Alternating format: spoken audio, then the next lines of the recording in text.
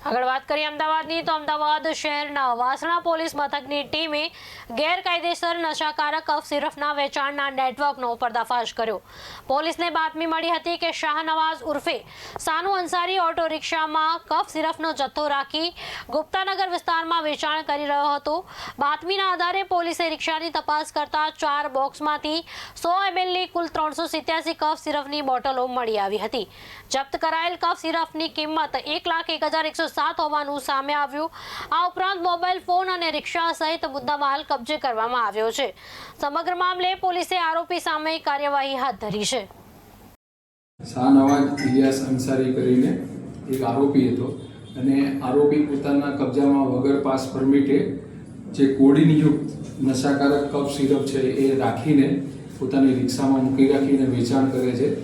એ આધારે એમણે પંચો અને અન્ય પોલીસ અધિકારી કર્મચારી સાથે રેડ કરેલી અને આ આરોપી જોડેથી કોડિન ફોસ્ફેટ નશાકારક કફ સિરપ કુલ 387 બોટલ અને 1,01,000ની એની કિંમત થાય છે એ આરોપી પાસેથી પકડેલી અને એનો મોબાઈલ ફોન અને ઓટો રિક્ષા સાથે કુલ 1,51,507નો મુદ્દામાલ આરોપી જોડેથી કબજે કરેલો છે। સાહેબ, આરોપીનું નામ શું છે, ક્યાંનો રહેવાસી છે, ગુનાહિત ઇતિહાસ છે કે કેમ, એનું બેકગ્રાઉન્ડ શું છે?